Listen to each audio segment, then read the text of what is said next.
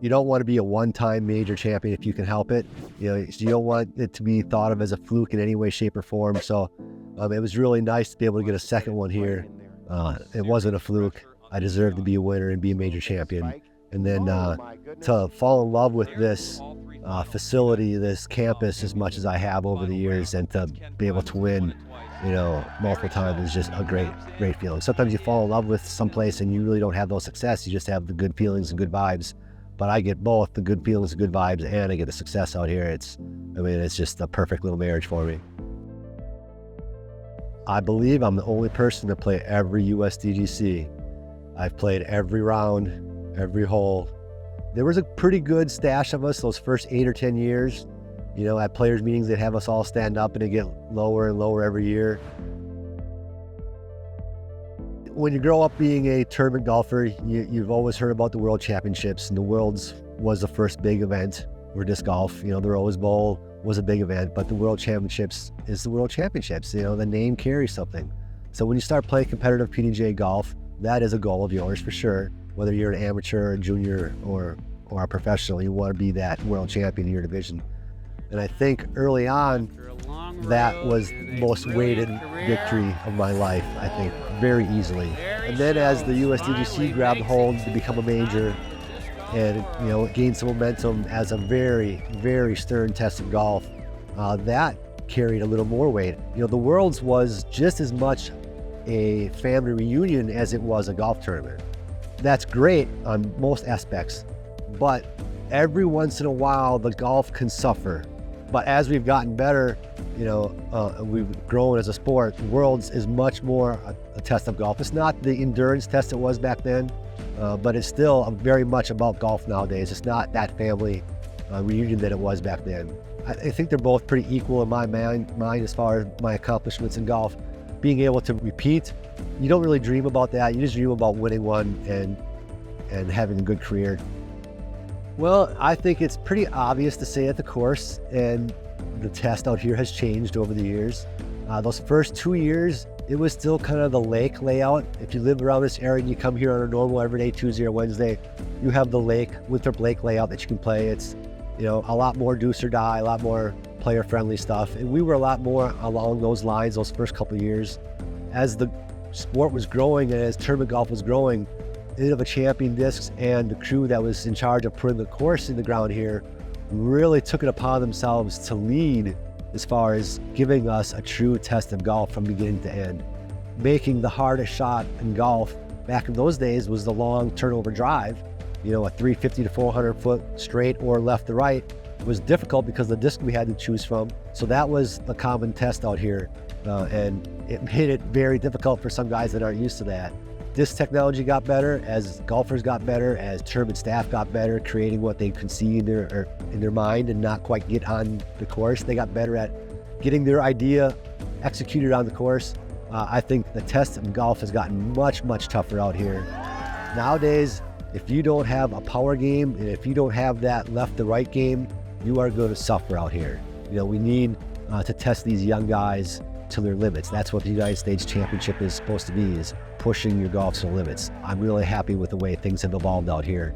And then you take the fans into consideration, the community into consideration. We really built a great relationship with this community.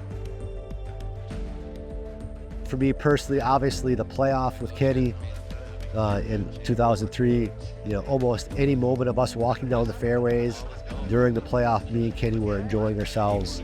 We knew something special was happening. The crowd wasn't the largest we'd ever played in front of, but it was the most energetic and responsive that I had played up in front of it up to that point. Kenny and I just looked at each other a handful of times, some silent talk between us, holy cow, I can't believe this is going on, this is fantastic, a couple of fist bumps here and there.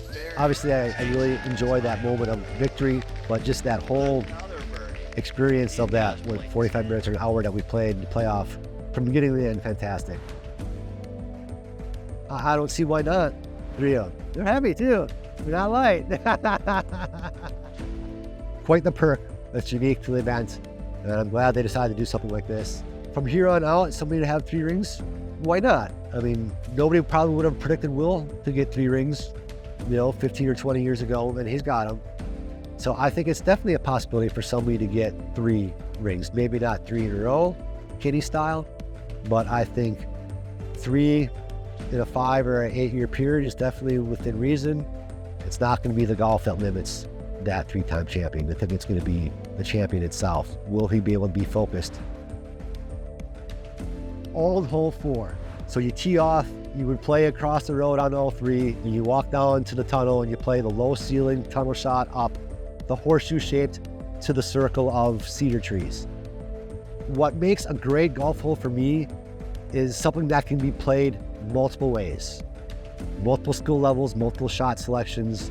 Roller off the tee, you could lay up off the tee, you can be aggressive off the tee.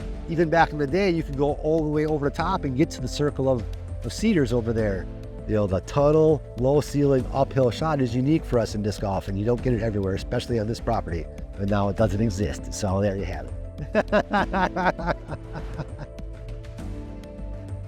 Over the last 15 or so years, I've tried to make sure at least once during the week, for my warm-up, so to speak, I go over to Fuel Park in Rock Hill, and that's my warm-up. I may come back over here and throw a couple drivers, but I just go over to Fuel Park and play a little bit, reduce your dive, fun ace golf. I try and throw red, white, and blue discs whenever possible because it's the United States Disc Golf Championship, you know, red, white, and blue.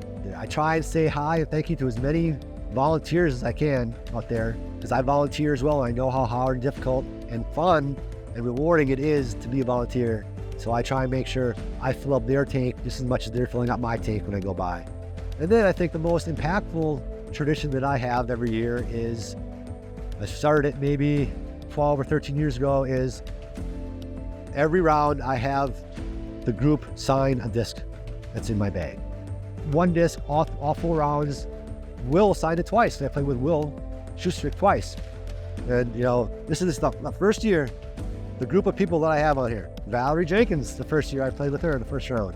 Like I said, Will Schultz, Cale LaVisca, Stan McDaniel, Paul Macbeth, Matty O. So some great names that I played with.